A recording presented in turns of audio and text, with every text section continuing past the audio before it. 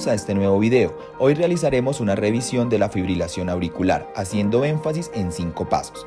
En primer lugar, hablaremos de cómo identificarla. Segundo, cómo clasificarla. Tercero, si mi paciente necesita anticoagulación. Cuarto, si necesita control del ritmo. Y por último, si necesita control de la frecuencia cardíaca.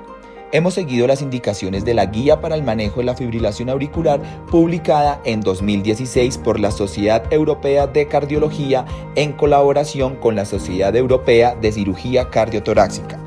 Este trabajo fue realizado por estudiantes de medicina de sexto semestre de la Universidad de Boyacá que se encuentran en la rotación de cardiología, dirigida por el Dr. Eduard Rosso, médico internista del Hospital San Rafael de Tunja. Primero, ¿cómo la identifico? Se debe realizar una historia médica completa y una evaluación clínica exhaustiva que incluyan la búsqueda de enfermedades concomitantes, la determinación del patrón de fibrilación auricular, la valoración del riesgo de accidente cerebrovascular, los síntomas relacionados con la fibrilación, las complicaciones relacionadas con la arritmia como la tromboembolia y la disfunción del ventrículo izquierdo. Los pacientes pueden presentar una serie de síntomas, entre los que se incluyen letargo, palpitaciones, disnea, opresión torácica, trastornos del sueño y estrés psicosocial. Con respecto a la evaluación de los síntomas, la Asociación Europea del Ritmo Cardíaco ha propuesto una clasificación para los pacientes con fibrilación auricular, en donde se describen 5 clases. En la primera encontramos una fibrilación que no causa ningún síntoma. En la segunda hay evidencia de sintomatología leve, donde la actividad diaria normal no está limitada por los síntomas de la fibrilación. En la clase 2B hay presencia de los síntomas moderados, donde la actividad diaria no está afectada por los síntomas de la fibrilación, pero sí suponen un problema para el paciente. En la clase 3 hay síntomas graves, los cuales afectan la actividad diaria. Y finalmente, una cuarta clase de síntomas discapacitantes en donde se interrumpe la actividad diaria normal. El diagnóstico de la fibrilación auricular requiere la monitorización del ritmo cardíaco mediante un electrocardiograma, en el que se registre el patrón típico de la fibrilación auricular, intervalos RR totalmente irregulares y ondas P indistinguibles o no bien definidas, siendo un episodio que dura un mínimo de 30 segundos considerado diagnóstico. Los análisis de sangre iniciales sirven para evaluar la función renal y tiroidea. Además, deben incluir la determinación de electrolitos séricos y recuento sanguíneo completo. La ecocardiografía transtorácica está recomendada para todo paciente con fibrilación auricular para guiar las decisiones sobre el tratamiento y se empleará para identificar la enfermedad estructural como valvulopatías, evaluar la función sistólica y diastólica y el tamaño del ventrículo izquierdo, el tamaño de las aurículas y la función del corazón derecho.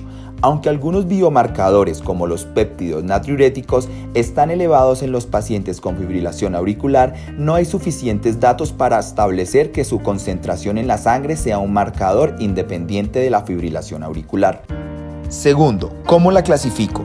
Según la presentación, la duración y la terminación espontánea de los episodios de fibrilación auricular, se distinguen tradicionalmente 5 tipos, diagnosticada por primera vez: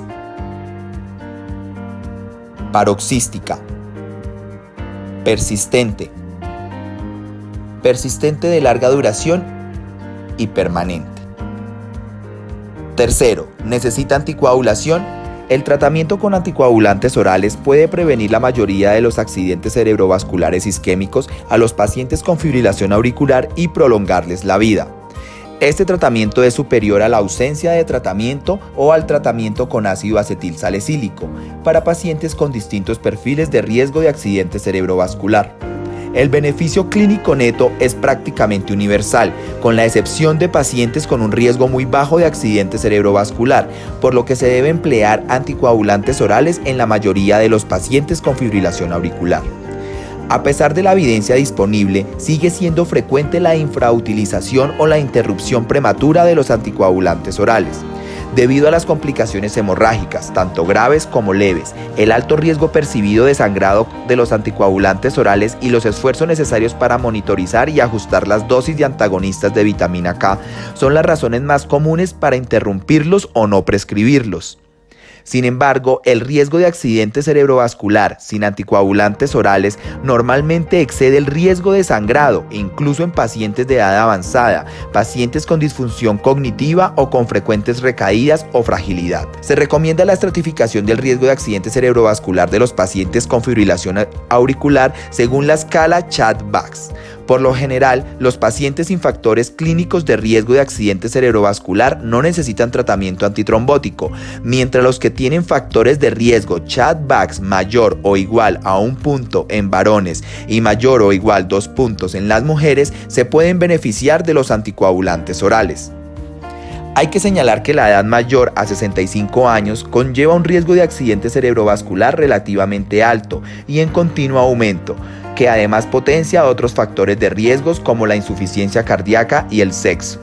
De ahí que la evaluación individualizada del riesgo, además de las preferencias del paciente, debe ser la base para decidir sobre la indicación de tratamiento anticoagulante a pacientes con un solo factor de riesgo en la escala Chad-Bax, aparte del sexo femenino. No parece ser que el sexo femenino aumente el riesgo de accidente cerebrovascular en ausencia de otros factores de riesgo. La determinación de troponinas cardíacas, troponina T o I de alta sensibilidad y péptidos natriuréticos puede proporcionar información pronóstica adicional de algunos pacientes con fibrilación auricular. En el futuro, las escalas de riesgo basadas en biomarcadores podrían ser útiles para la estratificación de los pacientes. Cuarto, ¿necesita control de la frecuencia cardíaca? El control de la frecuencia es una parte integral del tratamiento de los pacientes con fibrilación auricular y normalmente es suficiente para mejorar los síntomas relacionados con ella. Comparado con la prevención de los accidentes cerebrovasculares y el control del ritmo cardíaco, hay poca evidencia para establecer el tipo y la intensidad del control de la frecuencia cardíaca más adecuados, y la mayoría de los datos proceden de estudios observacionales o estudios con crossover a corto plazo. El control de la frecuencia cardíaca a corto y largo plazo se pueden lograr con tratamiento farmacológico, que incluyen beta bloqueadores, digoxina, bloqueadores de los canales de calcio, diltiazem y verapamilo o tratamiento combinado. Algunos fármacos antiarrítmicos también tienen un efecto limitador de la frecuencia cardíaca, como lo son la miodarona, dronedarona, sotalol y en cierta medida propafenona, pero solo deben emplearse en pacientes que necesitan tratamiento para el control del ritmo cardíaco. Para el control agudo de la frecuencia cardíaca en la fibrilación auricular, debemos tener en cuenta la fracción de eyección del ventrículo izquierdo.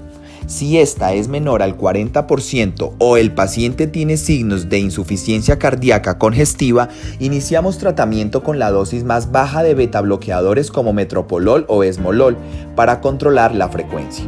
Pero si el paciente presenta una insuficiencia cardíaca con fracción de eyección reducida, se debe emplear el tratamiento combinado de beta bloqueadores y digitálicos como la digoxina para lograr una frecuencia cardíaca en reposo menor a 110 latidos por minuto. En pacientes con inestabilidad hemodinámica o fracción de eyección ventricular izquierda muy reducida, se recomienda el uso de amiodarona con el objetivo de lograr una frecuencia cardíaca en reposo menor a 110 latidos por minuto.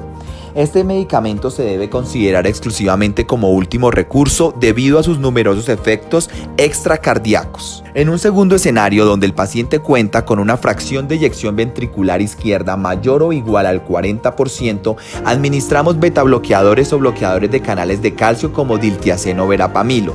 Se debe revisar la medicación previa para evitar la administración concomitante.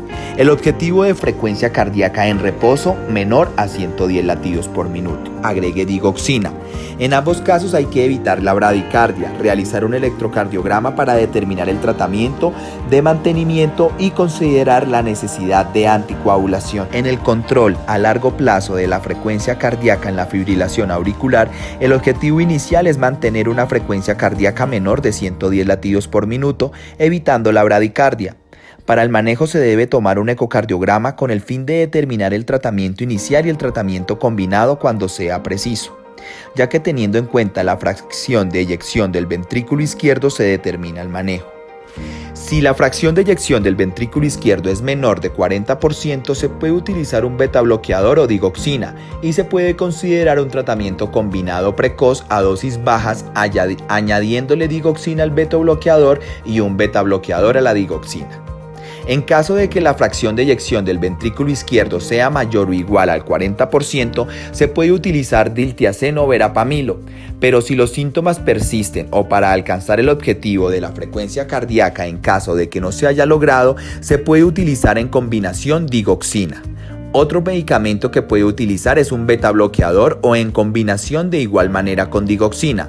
Por último, se puede utilizar la digoxina sola o en combinación junto con diltiazem, verapamilo o un beta bloqueador. Quinto, ¿necesita control del ritmo? Restaurar y mantener el ritmo sinusal es una parte integral del tratamiento de la fibrilación auricular. Los fármacos antiarrítmicos aproximadamente duplican la tasa de pacientes en ritmo sinusal comparados con el placebo. La ablación con catéter o el tratamiento combinado suelen ser eficaces en caso de fracaso del tratamiento con antiarrítmicos. Aunque muchos profesionales creen que mantener el ritmo sinusal mejora los resultados en pacientes con fibrilación auricular, todos los estudios que comparan el control de la frecuencia y del ritmo frente al control únicamente de la frecuencia con anticoagulación obtuvieron resultados neutros. Actualmente, estudios como el AFNT440 y Cabana están investigando si el tratamiento moderno para el control del ritmo cardíaco incluyen la ablación con catéter, el tratamiento combinado y el inicio precoz de los tratamientos lleva a una reducción de las complicaciones cardiovasculares graves. Por el momento, el tratamiento para el control del ritmo está indicado para mejorar los síntomas de los pacientes con fibrilación auricular que siguen sintomáticos pese a recibir un tratamiento adecuado para el control de la frecuencia cardíaca.